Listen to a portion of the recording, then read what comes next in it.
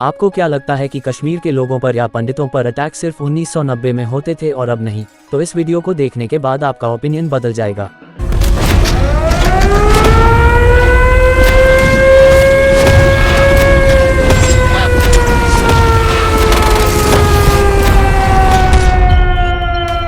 बात सिर्फ हिंदुओं की नहीं बल्कि बात हमारे मुस्लिम भाइयों की भी हो रही है, जो कि कश्मीर में रिफॉर्म चाहते हैं, भारत का अंग बनना चाहते हैं। दरअसल वह पुलिस में है, लॉयर है, टीचर है, जिन पर पाकिस्तानी टेररिस्ट अटैक कर रहे हैं।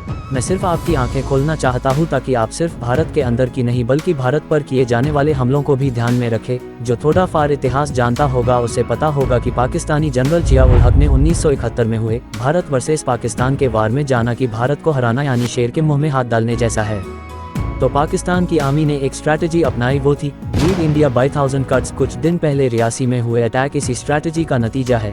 एक बस जो कि माता वैष्णो देवी के दर्शन के लिए रवाना हुई थी, उस पर आतंकवादियों ने खुलेआम गोलियां चलाई। उसमें से एक गोली बस ड्राइवर के सिर को लगी, जिसकी वजह से बस का संतुलन बिगड़ गया और बस सीधे खाई में चली गई। बस खाई में गिरने के बाद भी आतंकवादियों ने गोलियों की बरसात बंद नहीं की। बस में स्थित लोगों ने मरने का ढोंग किया, तभी आतंकवादियों ने गोली मारना बंद किया। ये हमला तभी हुआ जब हमारी नई सरकार शपथ ले रही थी।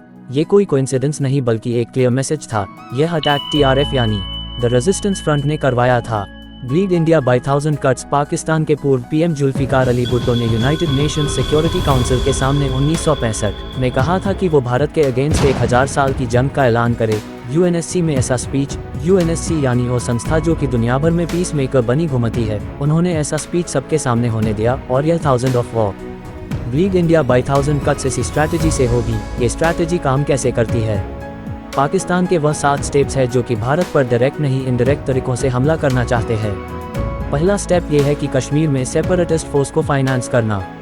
दूसरा स्टेप ये है कि आतंकवादियों को ट्रेन करना। तीसरा स्टेप ये है कि इंडिया के अगेंस्ट पाकिस्तान में हेट स्पीच फैलाना। चौथा स्टेप ये है कि भारत में ड्रग्स सप्लाई करना। पांचवा स्टेप ये है कि भारत में फेक करेंसी का जाल बिछाना। छठवां स्टेप ये है कि नेपाल और अन्य देशों से भारत पर आतंकवादियों से हमला कराना, स्लीपर सेल्स को तैयार करना। और आखिरी स्टेप ये है कि भारत में हथियार भेज के स्लीपर सेल्स से वार कराना। अगर आपको ब्लीड इंडिया बाय 1000 कट्स को अच्छी तरीके से समझना है तो मैं आपको 2 बुक्स रेकमेंड करूंगा।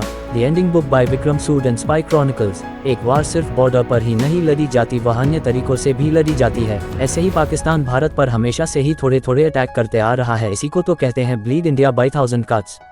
अगर आपको हमारी यह वीडियो थोड़ी सी भी पसंद आती है तो जल्दी से लाइक कीजिए और चैनल पर नए हो तो चैनल को सब्सक्राइब कीजिए।